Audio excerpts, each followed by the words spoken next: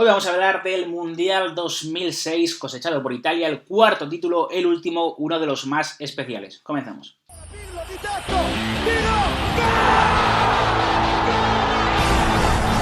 ¿Qué tal amigos y amigas del canal, amigos y amigas de Soy Calcio? Grazie ragazzi, forza Soy Calcio. Y acabamos nuestra serie sobre los mundiales de Italia, 4 títulos, 34, 38, 2006 y el del 82, que me lo dejaba atrás, y para ello vamos a contar con la compañía, como siempre, de Sergio Vilariño. Antes de nada tengo que pedir disculpas porque la primera parte del vídeo se nos ha estropeado la cámara y aunque tenemos los audios grabados, no hay ningún tipo de problema, no tenemos imagen. Es decir, vais a ver unas fotografías con nuestra voz de fondo, eso será la primera parte. La segunda sí tenemos imagen de cámara para que me veáis a mí, así que os pido disculpas. Aún así, lo podéis escuchar, os va a encantar, de verdad, y este mundial merece la pena recordarlo. Vamos a comenzar. Pues un placer hablar contigo sobre este icónico mundial de la historia del fútbol italiano, el último título cosechado en el fútbol de selecciones por la Azzurra, y un mundial que, como veremos, no está exento de problemas en esos meses previos. Sobre todo, ya habíamos hablado de que en el Mundial del 82, que lo tenéis aquí encima del vídeo, os podéis ir a verlo,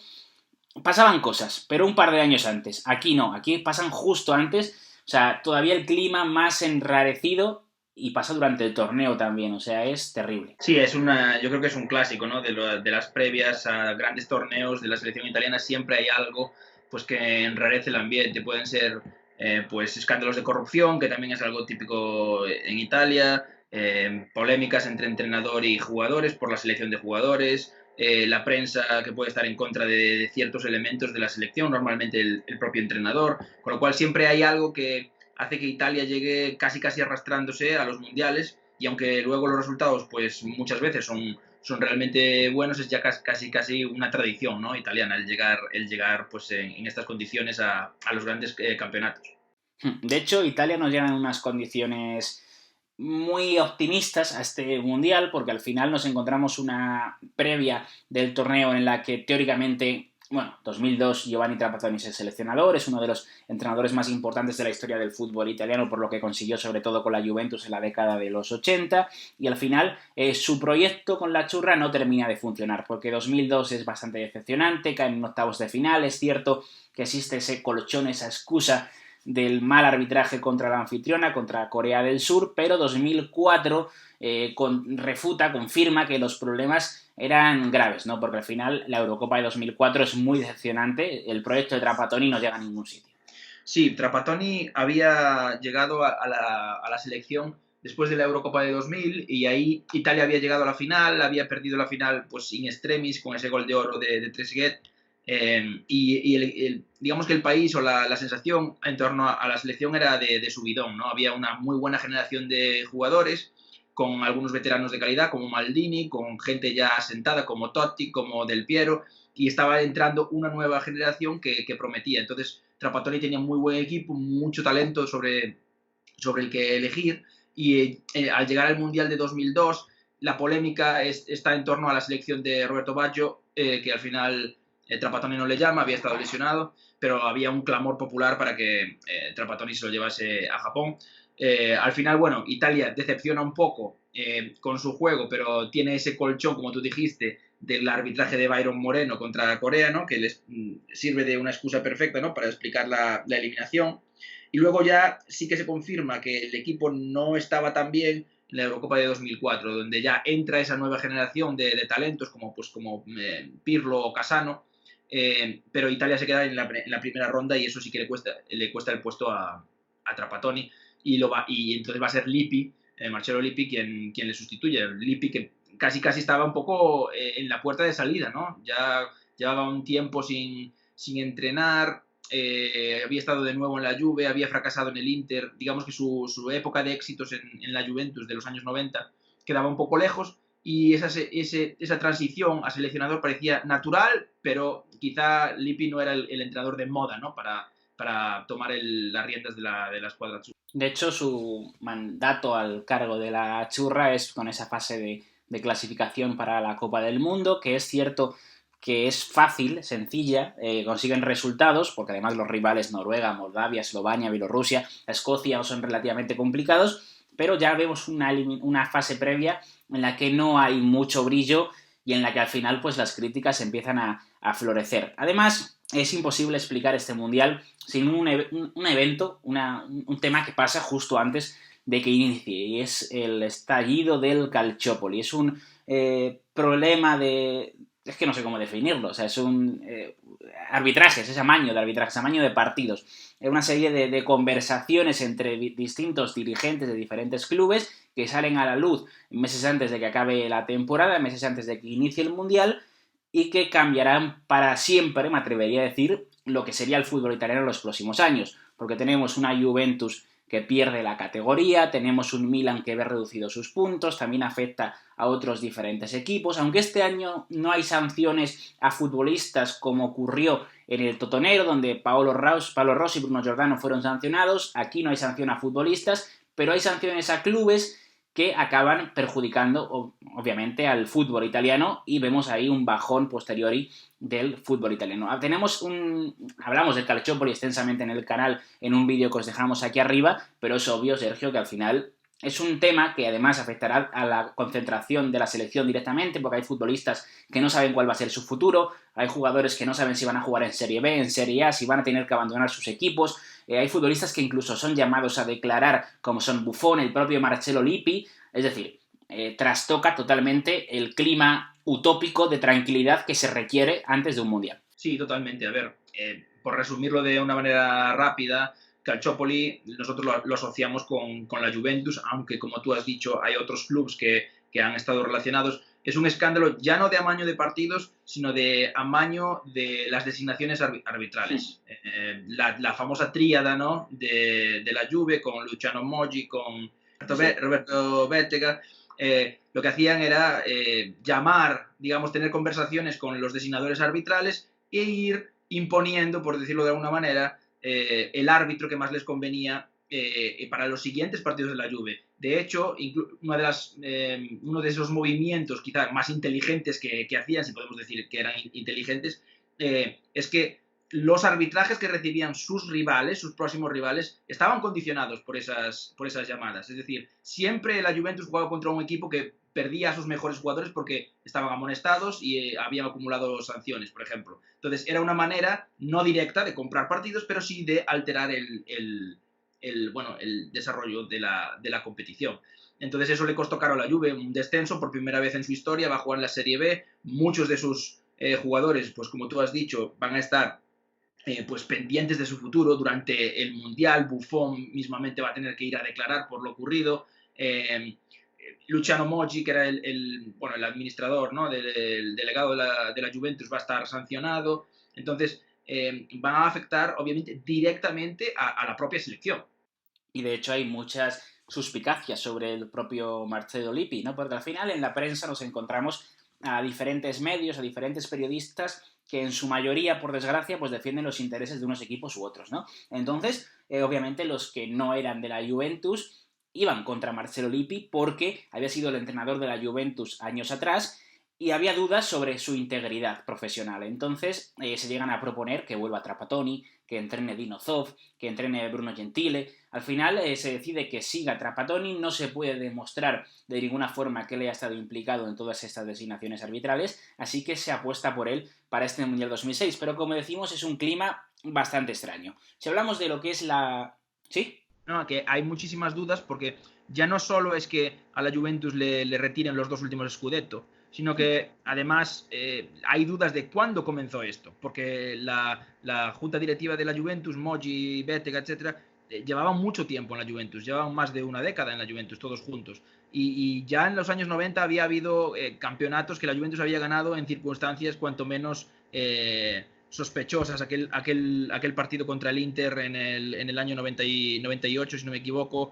Esas últimas jornadas en las que la Juventus casi siempre salía favorecida, daba mucho que pensar. Había un aire de duda total en Italia en este momento. Entonces eso obviamente era probablemente el peor clima posible para preparar un mundial. Sí, y de hecho esta mala fama de la Juve la sigue arrastrando el club hasta el día de hoy. O sea, por desgracia, mucha gente nos escribe siempre en el canal diciéndonos que hay un Calciopoli 2.0, etcétera, etcétera. Pero bueno, nos quedamos con la convocatoria. Sí tenemos a Francesco Totti en esa lista de la churra de Marcello Lippi, y eso que Francesco Totti había estado lesionado por una fractura de peroné los meses anteriores, y sin embargo otros jugadores como Christian Vieri no estarán, o tampoco un Antonio Cassano, que venía de una temporada en el Real Madrid, digamos, un poco extraña, cuanto menos, porque Cassano es un personaje en sí mismo. Si hablamos de la convocatoria en sí, tenemos como porteros a Buffon, a Peruzzi y a Melia, defensas Zaccardo, Grosso, Cannavaro, Barzagli, Nesta, Zambrotta, Odo y Materazzi, centrocampistas Daniele De Rossi, que había debutado con Lippi, Gattuso, Camoranesi, Barone, Perrotta y Pirlo, que empezaba a ser importante poco a poco ahora, y atacantes del Piero Luca Toni, que también era una apuesta de Marcello Lippi, Totti, Girardino, Iaquinta e Inzaghi. Eso lo repasamos ahora como imagen del pasado, Sergio, y es una convocatoria espectacular. Sí, es una convocatoria de muy buen nivel. No solo es que haya jugadores pues, prácticamente de nivel histórico, sino que la clase media, por llamarlo de alguna manera, es muy buena y está en su mejor momento. Quizá ahora mismo, que han pasado ya pues 15 años o 14 años desde este Mundial, pues los nombres de a lo mejor Barone o Perrotta o incluso Iaquinta no sean nombres, digamos, de primer orden, pero en aquel momento eran jugadores que estaban al máximo nivel y aportaban algo que los demás no iban a poder. Entonces, una convocatoria muy equilibrada. El ataque es espectacular, la verdad. Los 6 delanteros, los 6 atacantes que se lleva Lippi son de un nivel tremendo en aquel momento, porque incluso Toni creo que gana la bota de oro ese mismo año. Y la defensa, tú ves nombre por nombre y llega yo creo que en el mejor momento de sus carreras a este Mundial. De hecho, ahora hablaremos de cómo jugaba aquella Italia, pero a mí me da la sensación en algunos momentos, sobre todo al principio del campeonato, que en contra del pensamiento histórico de que Italia practica un fútbol defensivo, nos encontramos un once bastante atrevido de Marcello Lippi, con 2 delanteros, con un mediapunta que es prácticamente un delantero como puede ser Totti o Del Piero, es decir, era bastante valiente en cuanto a la disposición táctica de los jugadores. Luego podía arriesgar más o menos dentro del campo, pero no podemos decir que Lippi tuviera un pensamiento conservadurista desde el primer momento. Si hablamos de esa selección, de cómo jugaba aquel equipo, hay que decir que, más allá de que es el triunfo de un colectivo, más allá que de nombres propios, sufre una evolución constante el equipo, ¿no? Porque empezamos con una cosa irrefutable, que es Buffon en portería, eso no se va a mover, pero la misma defensa, Sergio, sí va mutando, porque empezamos con Zaccardo, porque está lesionado Zambrotta, pero finalmente se establecerá Zambrotta, Materazzi, Cannavaro y Grosso por la izquierda, Materazzi reemplazando a un Nesta que se vuelve a lesionar en una fase final de un campeonato. Sí, lo que va a hacer Lippi durante todo el Mundial es usar muy bien toda esa convocatoria que hay. Todos los jugadores que él ha llamado, excepto probablemente los porteros, van a ser utilizados. Él los lleva con la intención de poder usarlos en algún momento porque son especialistas y le van a ayudar. Entonces ahí, por ejemplo, como tú has dicho, Zambrotta, que es el carrilero derecho titular de la selección, empieza lesionado, juega Cristian Zaccardo, luego Cannavaro y Nesta, que son la pareja indiscutible de centrales, yo creo que es una de las mejores parejas de centrales que te puedas imaginar.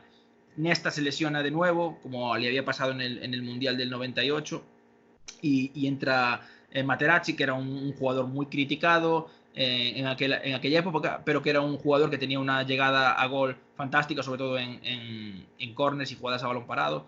Y luego estaba Grosso, que era un poco la incógnita de esta selección, pero que llegaba en el mejor momento de su carrera y que va a hacer un mundial que ni él mismo podía soñar, ni él ni su madre.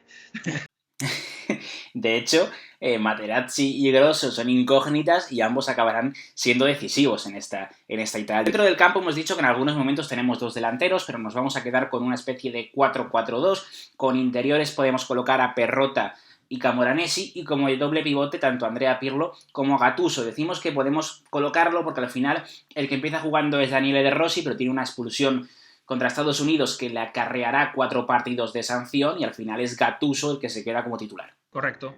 Camoranesi y Perrotta como podemos llamar interiores de ida y vuelta, y luego en el centro Pirlo como regista en esa nueva posición que le había inventado Ancelotti en el Mundial, y protegido por Gattuso en este caso, que se hace con el puesto tras la expulsión de Rossi contra Estados Unidos en el segundo partido. Con lo de Pirlo, yo he llegado a leer muchas teorías, porque al final es cierto que parece que es Ancelotti el que lo empieza a explotar más en esa posición, en ese famoso árbol de Navidad, pero se llega a hablar de que ya en el Brescia lo habían colocado como número 5. Así que bueno, es un tema muy, muy interesante de cómo usan a Pirlo, ¿no? Cómo en el Inter se puede decir que lo desaprovechan y cómo vuelve a renacer en el Milan, cómo el Milan posteriormente lo vuelve a desaprovechar y cómo la Juve lo aprovecha de nuevo.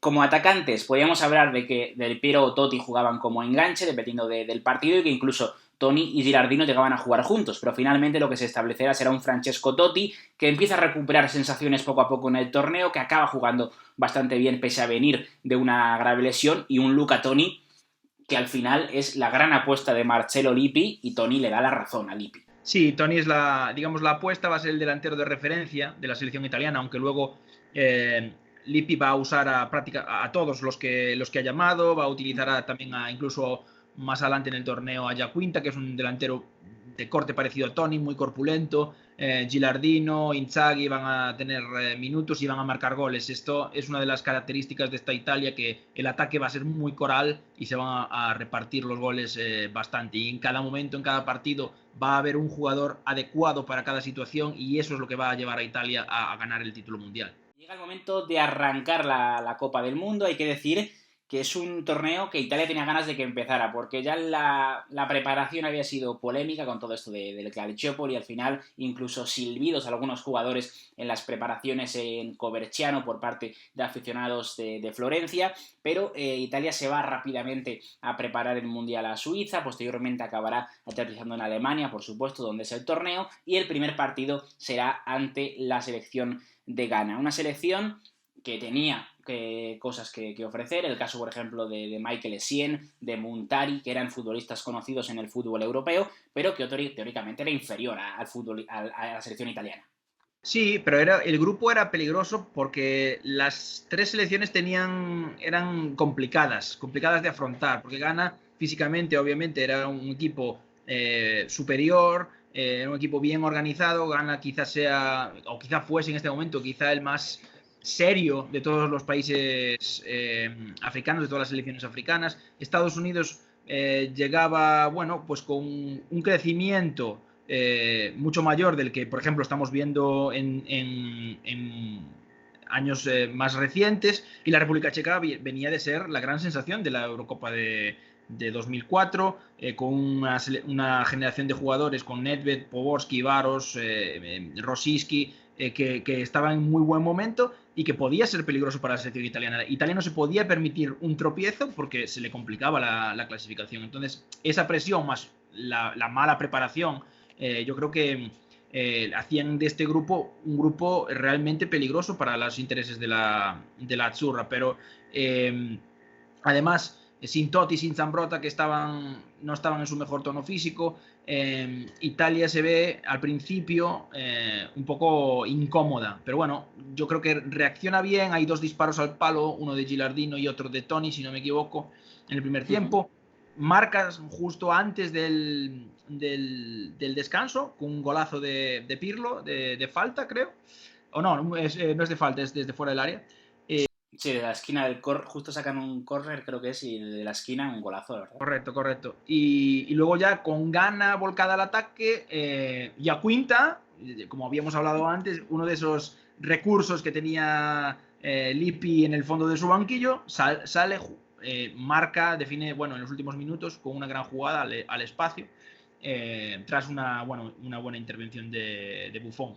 Sí, Italia tenía los 3 primeros puntos, y el siguiente enfrentamiento es contra un Estados Unidos que es cierto que, como decías, estaba experimentando una evolución, pero que teóricamente era la cenicienta de aquel grupo, ¿no? Tenía jugadores como Dempsey, como Donovan, el mítico Boca Negra de que muchos os acordaréis, pero históricamente además Italia era superior a Estados Unidos. Sin embargo, se le complica el partido al conjunto de Marcello Lippi, primero con la expulsión de Daniele De Rossi, y en un momento no terminan de encontrar el juego. Es cierto que al final el partido acaba con superioridad numérica para Italia, y además casi toda la segunda parte, porque al final del primer tiempo es expulsado un jugador de Estados Unidos, al comienzo de la segunda parte es expulsado otro de los jugadores. Lo que pasa que al final hay un gol en propia puerta de Zaccardo que deja en bastante evidencia al central reconvertido a lateral derecho. Ahí se acabará prácticamente su aparición en el Mundial, porque vuelven Zambrotta y Grosso a los laterales y se empiezan a evidenciar carencias en el fútbol italiano.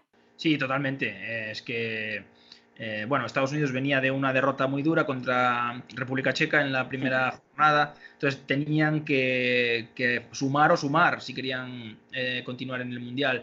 Y Italia marca prácticamente en la primera oportunidad que tiene, ¿no? Un centro lateral de Pirlo, y Gilardino marca el 1-0, y vemos otra vez de nuevo ese reparto, ¿no? en los delanteros.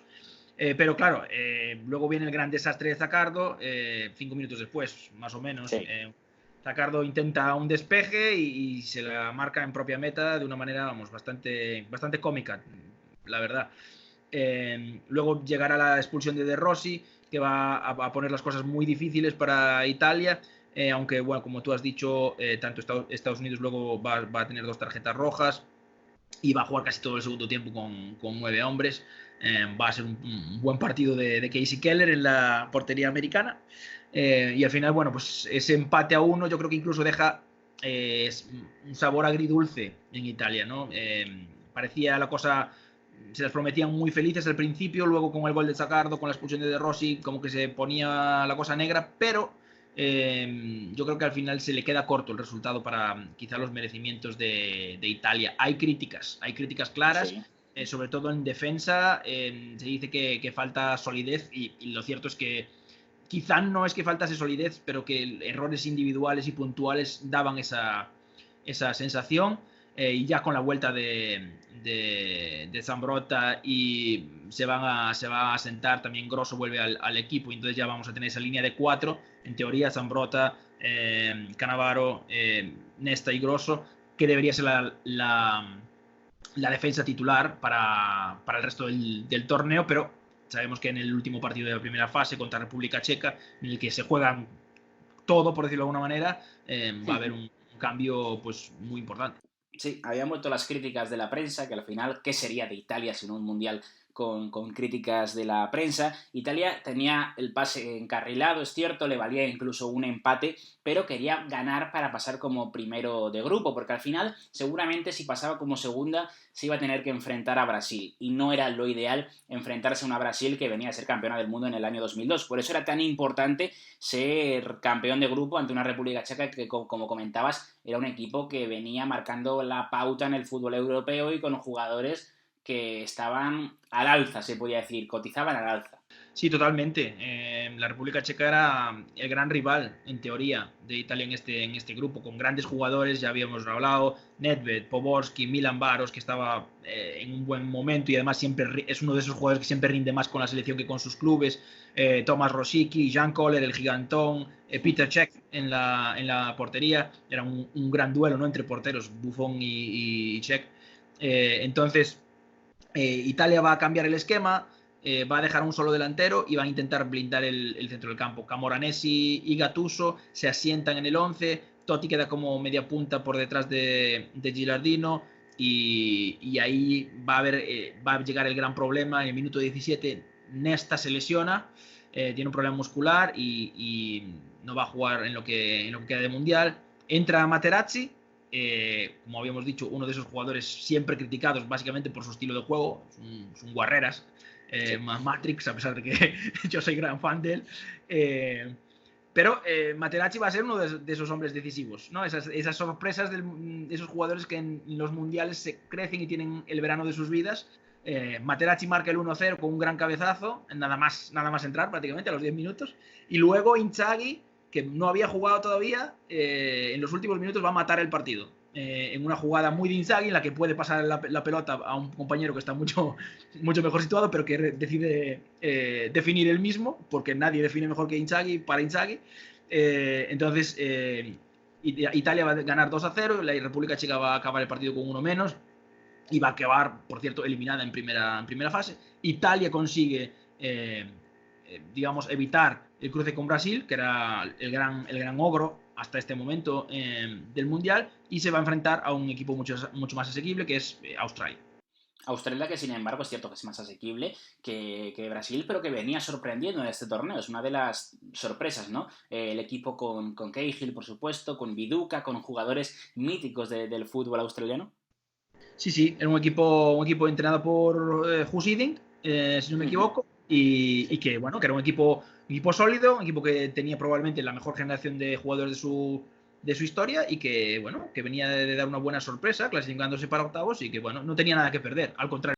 Y que está a punto de sorprender a Italia. Vemos una serie de cambios en la previa, una serie de noticias que se dan en la previa de este partido. Por un lado se conoce la sanción a Daniele De Rossi, que será sancionado durante 4 partidos, es decir, solamente podría jugar la final en el caso de llegar Italia a ella. De hecho, el propio De Rossi llega a escribir una carta de su puño y letra a los organismos competentes para pedirles que le reduzcan esta sanción. También se conoce que Nesta sufre una lesión muscular y que se va a ir viendo la evolución, pero finalmente, como hemos avanzado anteriormente, no jugará ningún partido más de este torneo. Hay varios cambios en el 11. Se cae Totti, entra Alessandro Del Piero para jugar por detrás de los delanteros, y es que Lippi vuelve a esa figura de jugar con una dupla arriba, tanto Luca Toni como Alberto Gilardino. Se cae Camoranesi y es Gattuso el que reemplaza en el centro del campo a Daniele De Rossi. Este partido, Sergio, tiene un desenlace que ha quedado para la historia, y es que es ese gol de Francesco Totti en el 95 de penalti,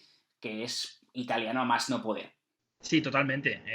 El partido realmente está anclado en el 0-0 hasta, bueno, prácticamente el descuento. Hay una expulsión de Materazzi, por cierto, que solo hace más que agravar los problemas defensivos para Marcello Lippi. Entra Quinta, si no me equivoco, también entra a jugar por Gilardino. Con la expulsión de Materazzi, Lippi tiene que retirar a Toni para meter a Andrea Barzagli, y cuando ya se respiraba ya la prórroga, de hecho los australianos podían haber ganado el partido, tienen buenas oportunidades y realmente son, especialmente en la segunda parte, son superiores a Italia. Hay una jugada de Fabio Grosso por la izquierda, aparece el Grosso de las grandes ocasiones, si podemos hablar de eso. Provoca un penalti muy polémico. Todavía hoy yo creo que si se ve el penalti, pues habrá 50 y 50% de gente que diga que no es penalti y gente que diga que lo es. Totti, que había entrado, asume la responsabilidad y marca en el 95. Todo muy italiano, todo muy Baggio 94, ¿no? A ver, el siguiente partido es tremendamente especial por lo que ocurre sobre todo entre el encuentro contra Australia y el encuentro contra Ucrania, que será los cuartos de final.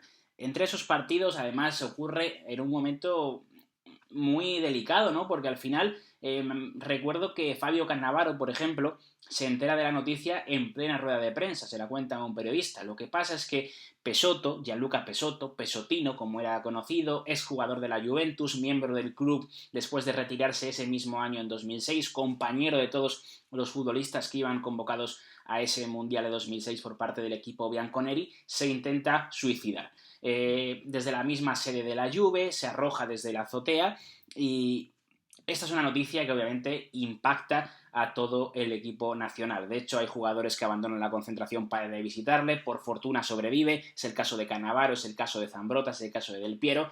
Obviamente una noticia como esta sacude a toda una convocatoria. O sea, esto tiene que ser un mazazo más todavía, además del Calciopoli, que ya en aquel momento se estaban empezando a publicar algunas primeras sentencias. Que pase esto, te trastoca toda la concentración que conseguías haber guardado, se te desaparece por completo. Sí, totalmente. Es que además, claro, Pesotto, que era un exjugador de la Juventus de esa época en la que, digamos, el Calciopoli estaba activo, exjugador, uno de los pretorianos de Marcello Lippi, era imposible no relacionar Calciopoli con el intento de suicidio de Pesotto. Entonces, claro, es otro mazazo más anímico y moral, sobre todo para los miembros de la Juventus que estaban en aquel momento en el Mundial. Como tú dijiste, tanto Cannavaro como Zambrotta como Del Piero abandonan la concentración de la selección para ir a visitarlo. Ahí se renueva, por decirlo de alguna manera, la polémica, se enrarece el ambiente y no es una vez más, la mejor preparación para afrontar unos cuartos de final, especialmente contra Ucrania, que venía haciendo un torneo bastante sólido. De nuevo, Italia tiene un montón de bajas por expulsiones, por lesiones, etc. Materazzi, como habíamos dicho, había sido expulsado contra Australia. Barzagli tiene que jugar al lado de Cannavaro. Totti vuelve al 11 y enfrente tienen a Shevchenko, ¿no? Que es probablemente el mejor delantero del calcio del último lustro. Sí. Entonces, hay suerte de que prácticamente a los pocos minutos de empezar hay un disparo desde la frontal de Zambrotta y Szokovski, que es el guardameta ucraniano, no es capaz de atraparlo, y eso es una ventaja tremenda para Italia, el empezar ganando. Entonces, eso ya les facilita un poco el trabajo, a pesar de que sufre bastante justo antes del descanso. Así es, sufre, tiene que aparecer Gianluigi Buffon, que será una figura recurrente durante todo el torneo, y al final el que también aparece cuando peor lo estaba pasando Italia es un Luca Toni, que marca 2 goles, el primero un gran gol de cabeza tras un centro lateral desde la izquierda, que permite a Italia pasar con una comodidad al final según el resultado 3-0, que no fue tanto durante el partido. Nos encontramos ya en semifinales contra Alemania, en un duelo recurrente en los campeonatos internacionales, ese Alemania contra Italia, lo habíamos hablado en el Mundial del 82, en el Mundial del 70 se vive uno de los grandes partidos entre ambas selecciones, y ahora se vuelven a encontrar Mundial 2006, además en territorio alemán. No sé qué sensación te quedaba a ti. Si ahora mismo Italia es cierto que venía con un gran equipo, ¿vale? Pero si Alemania estaba un paso por encima, al final jugaba en casa, tenía jugadores como Ballack, como Philipp Lahm, como Miroslav Klose, Podolski, que se crecía en los mundiales. Pues igual Alemania estaba un poquito por encima. Sí, yo creo, mi sensación en aquel momento era que Alemania tenía un punto más, ¿no?, de favoritismo, simplemente por el hecho de jugar en casa. Es cierto también que Italia tradicionalmente le ha ganado a Alemania en torneos internacionales. Italia es, digamos, el logro de Alemania tanto en Copas del Mundo como muchas veces en la propia Eurocopa. Entonces, ahí eso sí que podía igualar un poco el encuentro, pero desde luego yo creo que los favoritos en ese momento eran Alemania, que venían haciendo un torneo pues prácticamente impecable, y además pues eso, jugaba en casa, en Dortmund, en un estadio que iba a estar volcado con ellos. Digo que Lippi cambia poco, o sea, mete a Materazzi, vuelve al 11, había gustado obviamente estos partidos que había disputado más allá de la expulsión, y reemplaza a Barzagli, pero lo demás se mantiene, y lo que vemos es un partido de mucha igualdad que al final se definirá un poco por la mayor entereza física del equipo italiano y por detalles, más que otra cosa. Sí, es un partido, a mí me parece un partidazo, la verdad. Sí. No hay demasiadas ocasiones de gol, pero es un partido que cambia constantemente el equipo que domina. Es un partido muy disputado, muy igualado realmente. Entonces, yo creo que al final, cuando se llega a la prórroga, ahí digamos que anímicamente creo que Italia llega reforzada, diciendo no tenemos absolutamente nada que perder. Nadie nos va a criticar al llegar a casa, aunque eso en Italia nunca se sabe. Y sobre todo hay elementos del equipo italiano que se van a crecer y que van a alcanzar, yo creo que el mejor nivel de su carrera. Buffon, Cannavaro, Zambrotta, Grosso, yo creo que van a jugar a un nivel que aunque luego son jugadores, sobre todo Cannavaro y Buffon, que han jugado durante años a un altísimo nivel, yo creo que este mundial es el pico de sus carreras. De hecho, bueno, ahí hay una parada, recuerdo una parada de Buffon a Podolski que es decisiva. También hay varios disparos al palo por parte de Italia, y al final, bueno, casi ya en la prórroga es el famoso gol de Grosso, ¿no?, tras salida de córner, que lo celebra como Marco Tardelli en el Mundial del 82, se vuelve loco. Y luego, cuando ya Alemania tiene que volcarse porque no tiene tiempo ya para llegar a los penaltis, al menos, ese despeje de Cannavaro que sale, se la lleva con el pecho y inicia el contraataque, ¿no?, que culmina Alessandro Del Piero con ese tiro de rosca a la escuadra, y que, bueno, yo creo que es uno de los momentos más icónicos de la historia de la escuadra. Un gol de Grosso que muchas veces nos preguntáis que cuál es el gol de la intro que tenemos aquí en el canal, muchos lo reconocéis, otros no, pues es este gol de Fabio Grosso con el pase previo de Andrea Pirlo, el que tenemos ahí con esa narración, creo que es del periodista de la RAI, no lo sé muy bien ahora, pero creo que sí, pero ahí tenéis ese magnífico gol. Italia, por tanto, estaba en la final de un Mundial 12 años después de aquella fatídica final del 94 en Estados Unidos, y ahora, sin embargo, le tocaba enfrentarse a Francia. Una Francia que ya sabía lo que era jugar contra Italia en las rondas en torneos anteriores. Francia 98, mal recuerdo para Italia. La Eurocopa del 2000, mal recuerdo también para Italia. Y una Francia que venía de menos a más en el torneo, porque en estas rondas previas había eliminado a España, había eliminado a Brasil, había eliminado a Portugal, y contaba con un equipo también muy potente, porque al final tenía una especie de combinación entre veteranos, de jugadores que eran campeones del mundo en el 98, caso de Barthez, caso de Thuram, caso de Vieira, caso de Zinedine Zidane, por supuesto, y tenía jugadores jóvenes. Estaba el caso de Thierry Henry, que vale, no era tan joven, pero estaba el caso de la estrella emergente que ya se había lucido en el Mundial, que era Fran Ribéry. Francia tenía mucho que ofrecer también en este Mundial. Sí, totalmente. Francia venía de muy menos a más. Su primera fase es un auténtico desastre. De hecho, están a punto de quedarse fuera, pero luego Domenech encuentra un poco el 11 y se cargan a España, se cargan a Brasil, que era la gran favorita del Mundial, y luego a Portugal en semifinales, que era otro de los equipos muy potentes, la última oportunidad de la generación dorada, más Cristiano Ronaldo en ese torneo. Y como tú dices, pues los veteranos del 98, Thuram, Vieira, Zidane, hacen un mundial fantástico. Enrique también había sido campeón del mundo en el 98, pero porque era un poco más joven que los otros. Digamos, es la gran figura, el gran estilete en ataque de Francia. Y luego Fran Ribéry, ¿no? Que es la sorpresa de este mundial. Y al contrario que pasaba con Alemania, a los que normalmente Italia pues le metía mano, Francia es al contrario. Francia es un poco bestia negra de Italia. Entonces había un poco de sensación de que, bueno, estos nos pueden ganar. No es tan claro como podría ser en otras ocasiones. Entonces ahí ya Lippi sale con su equipo titular, digamos, su equipo tipo, podríamos decirlo, ¿no? Con Buffon, Zambrotta, Cannavaro, Materazzi, Grosso en la defensa, Pirlo, Gattuso, Camoranesi y Perrotta en la línea media, Totti por detrás del delantero, que es Luca Toni.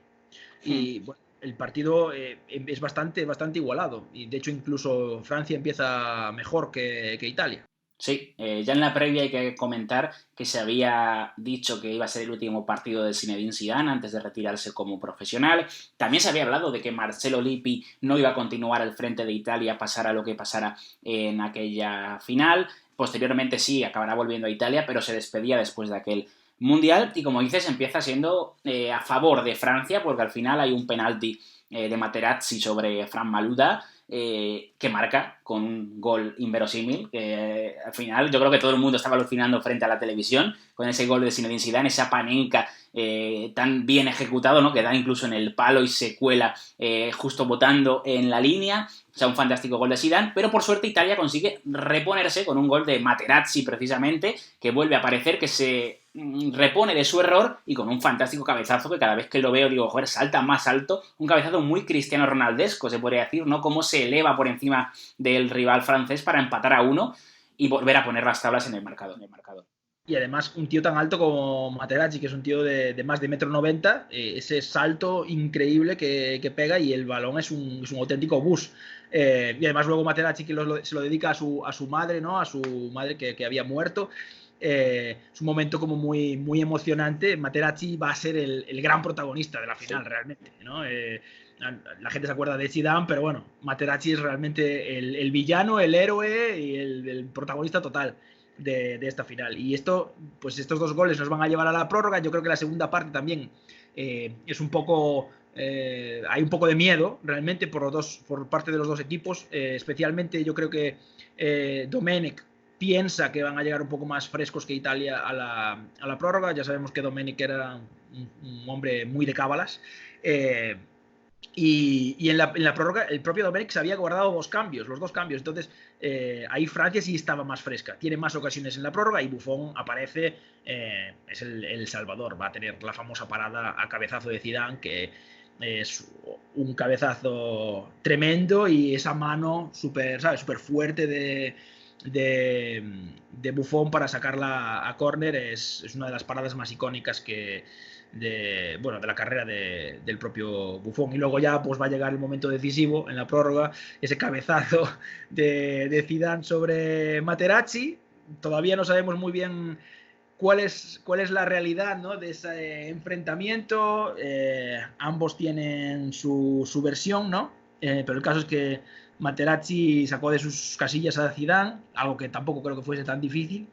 Y bueno, hay esa agresión de Zidane, que además, bueno, jugando su último partido, tras haber jugado tan bien el Mundial y haber marcado en la final, pues es un punto final, pues muy propio, ¿no? Yo creo que a la carrera de Zidane, ¿no? Un jugador que había sido tan brillante y al mismo tiempo había tenido esos momentos, ¿no?, de locura, por decirlo de alguna manera. No, yo digo que Italia, Sergio, finalmente gana los penaltis porque falla Trezeguet, y el que vuelve a ser el héroe, un héroe al final muy inesperado, pero muy bonito que sea él, ¿no? Porque al final había sido héroe en el partido contra aquel partido entre Australia, vuelve a ser héroe contra Alemania y vuelve a marcar el último gol, aunque sea un poco más anecdótico que otra cosa, porque quizás lo hubiera marcado otro si no lo hubiera tirado él, pero Fabio Grosso vuelve a ser el que anote el último penalti y el que marque el gol que convierte a Italia en campeona del mundo.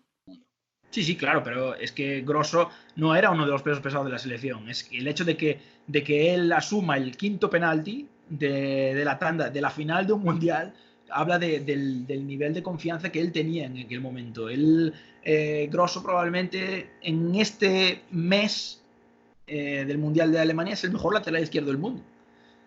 Es un jugador que hace de todo y todo le sale bien, está tocado por la varita y ahí está, de nuevo el héroe. Italia gana su cuarto mundial y va a dar lugar también a imágenes pues muy míticas, la celebración del título de Italia en el Circo Máximo en Roma es mitiquísima, y si no lo habéis visto pues pasados por YouTube porque vale la pena.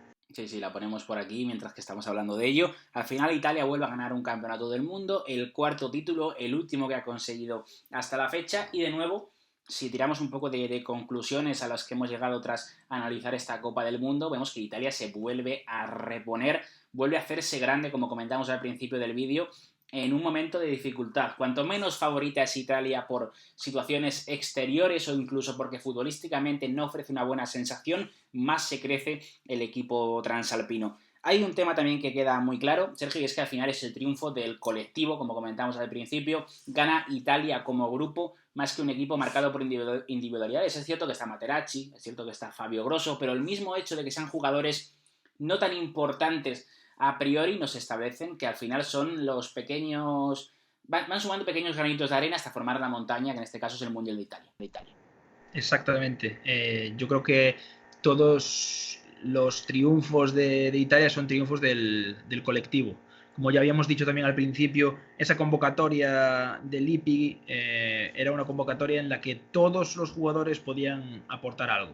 Y yo creo que ahí se demostró al final. Todos tuvieron su momentito a la hora de sumar para llegar a ganar el Mundial. Y además, bueno, la consecuencia, yo creo que el premio igual colectivo para todos es el Balón de Oro personalizado en Cannavaro. Podía haberlo ganado Pirlo, podía haberlo ganado quizá Buffon, pero Cannavaro, el capitán, el líder, yo creo que juega un mundial, impresionante para un central. Es una pasada el mundial que juega Cannavaro, y yo creo que es un poco el premio al fútbol italiano. Yo creo que así se vio también. No hubo ni siquiera pequeñas polémicas, otros jugadores no protestaron, ¿no? El propio Buffon, el propio Pirlo nunca protestaron diciendo que podrían haber sido ellos, y fueron decisivos también. Sino que yo creo que lo asumieron como este hombre, nuestro capitán, nos representa a todos y es justo que gane el Balón de Oro. Totalmente. A partir de ahí, y pese a que el Milan esa temporada siguiente es capaz de ganar la última Champions de su historia, la última Champions que ha ganado un equipo italiano, es cierto que el fútbol... No, el Inter. Cierto, ¿verdad? El Inter, sí, joder, sí, tenemos un vídeo y todo, sí. No, y encima te estoy diciendo a ti que te estaba quitando una Champions para el Inter, no, totalmente. Pero es verdad que experimenta un bajón el calcio, y es precisamente el Inter el que se aprovecha de todo esto un poco, ¿no? Es capaz de, en las cenizas de la Juventus, en el bajón del Milan en la última etapa de Berlusconi, el Inter consigue hacerse fuerte, no muchos años, es cierto, porque luego vendrá el drama de los últimos años de la gestión de Moratti también, pero vemos el último gran resplandor del fútbol italiano en esos últimos años de la década de 2010, porque es cierto que luego, de 2000, perdón, porque luego ahora actualmente pues nos hemos encontrado en fútbol italiano en el que la Juventus es el único equipo que intenta dar la cara en Europa, tampoco con mucho éxito, el Calcio ha quedado un paso por debajo de la Liga, de la Premier. Esperemos que haya un futuro más esperanzador, pero es cierto que el Calciopoli rompió bastante lo que era el fútbol italiano. Sí, no ha habido una generación de jugadores destacable desde esta última que ganó el Mundial. Siempre sale algún jugador aquí y allí, pero no es una generación grande como esta última con Del Piero, con Totti, con Cannavaro, con Nesta, con Buffon y las anteriores, ¿no? Con Baggio, Maldini, etcétera, la generación del 90, la generación del 82. Siempre tenía grandes camadas de jugadores el fútbol italiano y ahora mismo no la tiene. Y esto, hasta que vuelva a pasar, no sé cuándo será, la verdad, Italia no volverá a ser Italia. Yo estoy confiante de cara a un futuro cercano, ¿eh? Es cierto que Italia está haciéndolo bien en categorías inferiores. Hemos visto a diferentes equipos por ejemplo, el verano pasado fue Italia el único país europeo capaz de estar en el sub-17, en el sub-19, en el sub-20, en el sub-21, así que hay que ser optimistas y creo que la Italia de Mancini lo está haciendo bien. Veremos si es capaz de dar el do de pecho en un campeonato. Creo que la Eurocopa le venía bien que fuera en 2020, finalmente no es así. Bueno, veremos en 2021 con algunos jugadores como Zaniolo recuperados, como Chiesa más maduros todavía. Yo creo que puede hacerlo bien. Veremos si me equivoco o no, esperemos que no o que sí, no sé, ya veremos lo que pasa. Pero este ha sido el repaso, Sergio, a la historia de los mundiales de Italia, esos 4 títulos, 34, 38, 82 y 2006. Veremos si, como pasó entre el 82 y 2006, tienen que pasar tantos años para volver a ver otro mundial. Veremos qué pasa, pero nada, decirte que ha sido un auténtico placer contar contigo para realizar esta serie. Estamos muy agradecidos de mi parte y por parte de toda la gente de Soy Calcio, que sé que está disfrutando mucho con estos vídeos. Nada, muchas gracias y ha sido un placer. Aquí estamos para lo que sea. Ya sabéis que todos podéis seguir a Sergio en Twitter, os he dejado aquí debajo el enlace a su cuenta de Twitter. Habrá que estar muy pendientes porque no sabemos cuándo, pero dentro de unos meses vas a sacar un libro sobre el Mundial del 70, donde también hubo protagonismo y bastante protagonismo del fútbol italiano, así que habrá que estar muy, muy pendientes. Por eso, seguidle en Twitter para saber cuándo va a salir ese vídeo. A los demás, chicos, deciros que dejadnos vuestro comentario aquí debajo sobre qué recuerdos tenéis del Mundial 2006, cuál era vuestro jugador favorito de aquella selección italiana, pero también suscribiros al canal, activar la campanita y darle like a este vídeo. Nos vemos.